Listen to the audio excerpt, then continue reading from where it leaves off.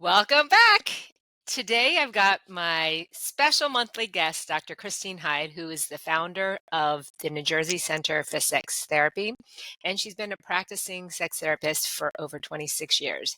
Today, we're actually talking about not necessarily the couple, but what happens when a parent starts dating someone else. For the couple, how it affects us as adults. And I'll go straight into our first question for Great. Dr. Hyde. What are some of the emotions that come up when adults' parents starts dating, whether it's due to death of the other parent or divorce? So, first, you have to acknowledge that you're in uncharted emotional waters. Suddenly, you see your parent as an adult, as a sexual being, as a teenager in some cases. And that really gives us a lot of confusing feelings, right? Because we have an attachment to the other parent, the one that we've either lost or the parent that is either separated or divorced from our primary parent or the parent. So lots of feelings, right? There's feelings of anger, like how could you do this? How could you betray mom? How could you betray dad? Whoever is the missing partner. There's a lot of uncomfortableness. Like, oh my God, there's a lot of anxiety because it's uncharted, unknown. Like, what's going to happen? What does this mean? And then we, out of fear of the unknown, we project in the future. If she or he thinks that they're coming to Christmas dinner with the rest of the family and my children are not going to call them grandma and grandpa. So there's a sense of protectiveness.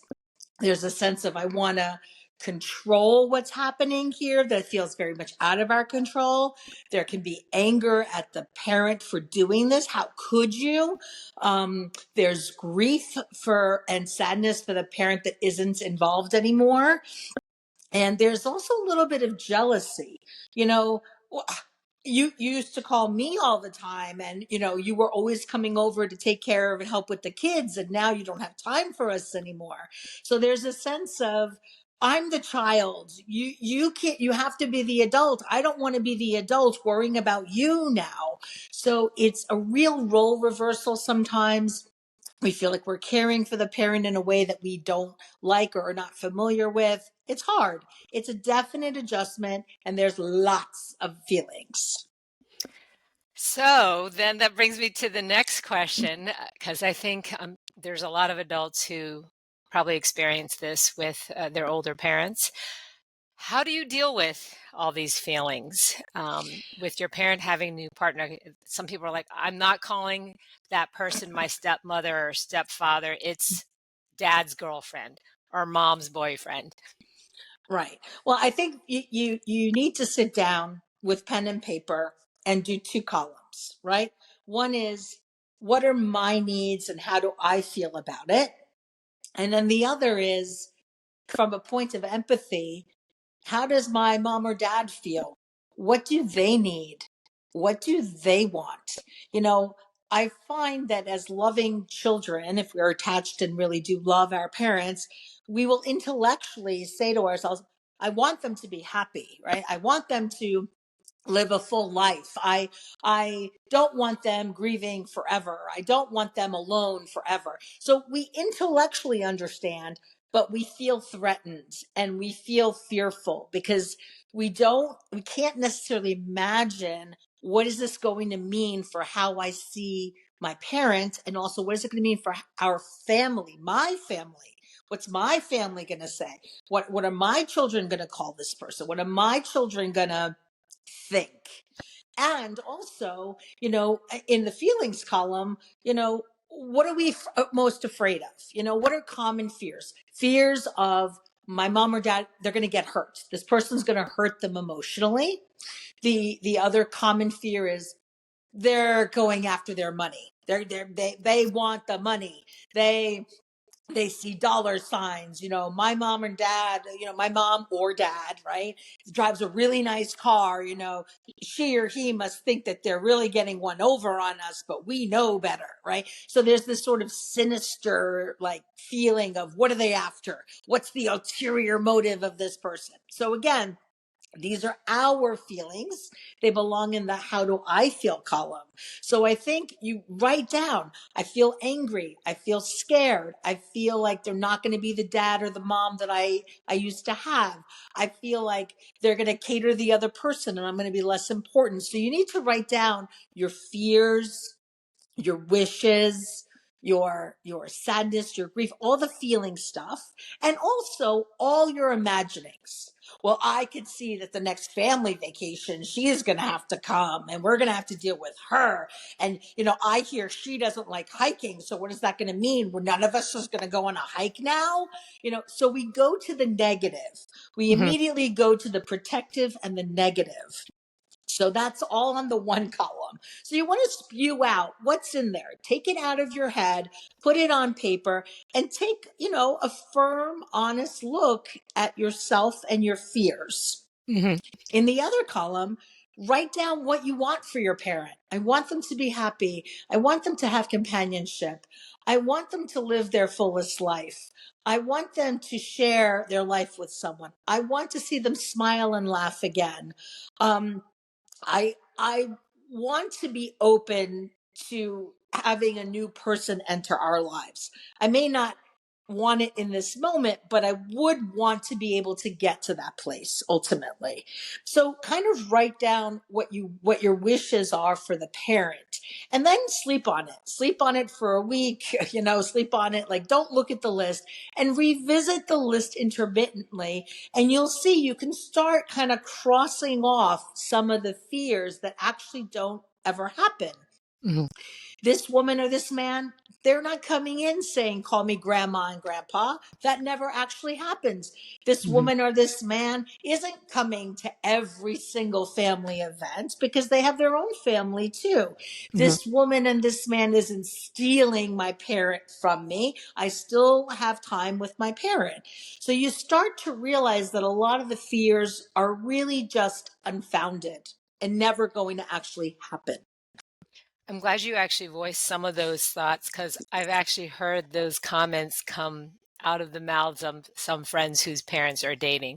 Like the idea that this new person is trying to steal the money of their parent, Right. or oh, they're not going to want to go hiking now. Our whole trip is ruined. So these are legitimate feelings that that are normal that people have. Have you, in general, in your practice, had this as one of the subjects I subject of couples? I see it a lot. I see it a lot in people who have elderly parents because, again, remember, they're coming to see me for a sexuality issue. Hmm. And what this is actually also confronting, Tina, is their parents' sexuality, right? Hmm. Because now my parent is partnered. Oh my gosh, people who date kiss. Oh my God, ew, gross. And then people who date have sex. Oh no, I don't. Ah. So we suddenly have this incest taboo. And uh, like, no, my parents had sex twice for me and my brother, and that's it. They never had sex other than that. So it kind of brings up for them in the sexuality realm that my parents are not just having connections or my parent and their dating hmm. is not just for reproduction. It's for fun. It's for pleasure. And that makes us uncomfortable, right? Hmm. So it taps into our own sexuality. So Hmm.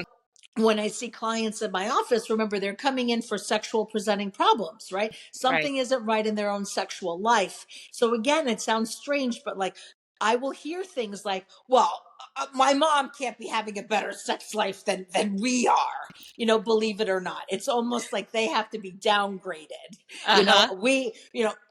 Ew, gross. I don't even want to think about it. They can't sleep in our bed in our house. Uh-huh. And so suddenly there's a feeling of, in my practice, my parents are sexual. They're usually much older than we are, right? So they may be Right. 50 and up, right? So in our, if you're 30-year-olds, they may be 55 and up, 50 and up. So again, they're aging and we don't think of aging and sex, let alone our parents and sex going Hmm. together. So we have to confront that, right? So in my Hmm. practice, I see people confronting ageism and Yeah. sexism and relationship angst. And what I also see is in couples who have an in law or a parent living with them. it becomes an issue because Uh-huh. you live on now suddenly there's that role reversal I talked about where, well, you live under my roof, young man. Oh, I mean, dad, you know, Yeah. we, you know, the teenagers have to have their door open when they have opposite sex, or kids. No, just you. No, you can't take her to the basement. No, no, Yeah. suddenly we become territorial. Suddenly our home isn't the parent the parents' home to be Hmm. sexual. Suddenly it's like, well, if you want to do those kinds of things, you better go to her house or you better go to his house. Hmm. So suddenly I see these couples act like their parents, Right. Yep. right? And Yep. suddenly, there are these rules that never existed, which are now starting to come out of the parent's mouth. And the parent feels like I'm unwelcomed, Hmm. I'm unwanted, they feel like they're mistreated, like treated. They feel that they feel disrespected oftentimes. And Hmm. again, it's ageism. They feel like they're reduced to, being cast off and chastity belts on everyone over the age of 40 or 50, Yeah. So I find that in the couples I see, it does impact them because it impacts their sexuality, it impacts their relationship, and it also impacts how they see their family dynamic. Mm. That brings me to the next question about, so how do people handle family situations where the new partner is going to be there and you just don't like them? Okay, so I think it's the same coaching you would give your child, right? If you go to a party and there's somebody you don't care for, I don't want you to be rude. I want you to say hello. I want you to ask a few questions. I want you to be polite. You don't have to be so and so's best friend, but you do need to be polite. And who are you being polite for? Well, one, just generally, that's the social skills of our society. But secondarily, you have to respect the fact that in this moment, your parent is interested. And just like trying to talk to your teenager and make them do what you want them to do, it's not going to happen. You can't make a teenager do what you want them to do. You also are not going to make your parents break up with them or not spend time with them.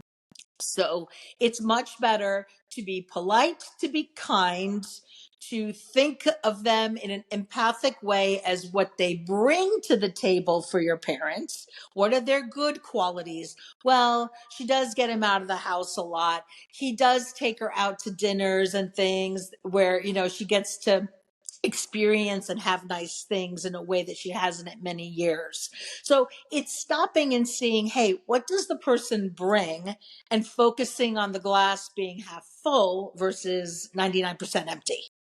Hmm. What, I guess I'm thinking about if someone's going through it, because even when we logically know I should be behaving this way, the emotional side often comes into play. Yes. When would someone or a family go to therapy together to kind of work this out? So my feeling is this. Once you get the initial news, mom is dating, dad is dating, the initial news, that is really the more ideal point to really start taking an inventory and doing these two columns, right? Hmm. Really analyzing yourself, talking to your own partner about it, sharing your thoughts, getting a supportive partner to listen and hear you, those kinds of things. But it's also a time to not get on the phone quickly and start spewing venom, because what I will tell you is you can't unhear, unsee, and unsay, right? So you really do want to think before you speak. And remember, you're calling a parent who's not empathetic to your misery. They're going to look at you like you're a bratty kid who should mind his or her own business. And I'm an adult and you don't have a say in my love life, right? But you Hmm. feel you have a say. And so there's a sense of protectiveness that comes out. But when your protectiveness comes out, so does your anger, so does your jealousy, so does your passive aggressive nastiness, so are the little digs and the little nasty comments. So you need to say to yourself, if I don't have anything nice to say, I really need to not say anything at all. Now, I'm not saying if you have grave concerns for your parent that you can't gently offer safe dating tips. You can't gently discuss what does it mean to be financially secure and protect your assets. It doesn't mean you can't have a conversation with your parent about what are some boundaries of what they're comfortable with and what you're comfortable with. It's okay for you to say, listen, at mom's memorial, right now she's only been gone a year, she's only been gone 2 years, whatever it's been, she's been gone 5 years, whatever it is for you. Please, dad, I know she's there for you, but it's really difficult for us. We just want you to know that, right? So you can at least say, please take our feelings into consideration. Now, Hmm. ultimately what your dad does in that example is up to your dad, Hmm. okay? But you can kindly, empathically, gently talk to your parent about your feelings. But I wouldn't talk to anyone just in general in life. Don't share your feelings the moment you feel them. Give yourself a moment, give yourself a pause, give yourself a little time to digest it. Hmm. I call it the 24 to 48-hour rule. Give yourselves a little bit of time to process it and try to get it out in a better tone, with better words, and Hmm. more mindfulness. Mm. And then my last question would be, let's say it's not happening to you, Mhm. but it is happening to your partner. How can you support your partner who's going through these kind of um, emotions overruling logic? I would say for the first few conversations, just listen. Just listen, hear your partner's feelings, hear how they see things. While it might be your reflex to jump in and fix it, or jump in and advocate for the parent, maybe jump in and say, oh, don't be ridiculous, because it's not that close to you, right? It's not your primary parent. So you may not feel as heated about it or as upset about it. So if we don't feel the way our partner feels, we have a tendency to say, well, why you, that's ridiculous, or why would you feel that way, or it's not that big a deal. And that is like taking gasoline and pouring it onto the flame. Do not do that. Okay, yeah. Do not sit quietly, listen, reflect back. So what I hear you saying is it really is upsetting you and you Mhm. feel really worried about the kids. Just kind of show them that you hear them, show them that you understand, tell them, of course you feel all those feelings, normalize it. And just all I would say is, listen, let's sleep on it a few nights. Let's revisit it. I know it feels like an emergency that you have to deal with today and you have to call him immediately and you have to run to his house right now. But take a breath. We don't want to say and do things anybody is going to regret.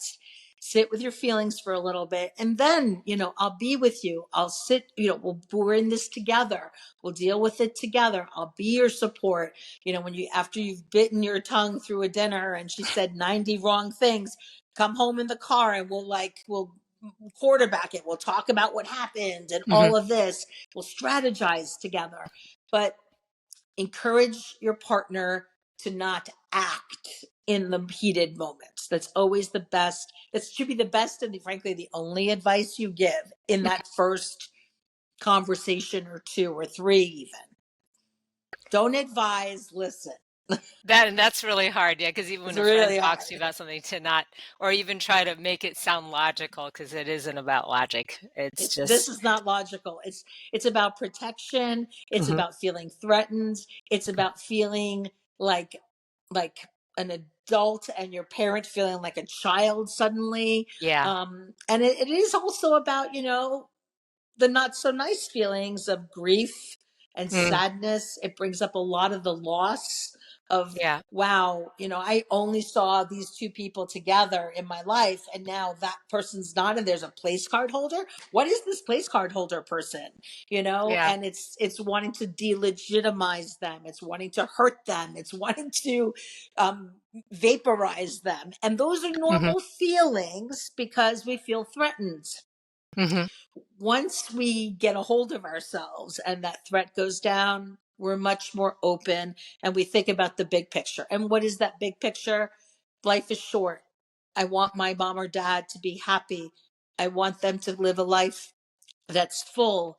Hmm. And that includes having potential companionship and being sexual and enjoying that part of life for as long as it lasts, for as long as that relationship lasts. I know Hmm. in your mind, we're going to a wedding in 3 weeks with it, and we're not. I think you need to, this is why I say, get a grip of reality in a week or two before you kind of look like you're having a tantrum to your parent, because Mm. we are literally tantruming because we're completely emotionally dysregulated.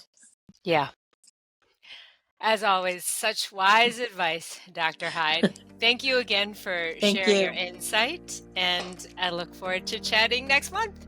Sounds great. Thanks, Tina. I'm Coach Tina. For more information about how to work with me, head to ironstrongfitness.com and send me a message. I'll see you next time.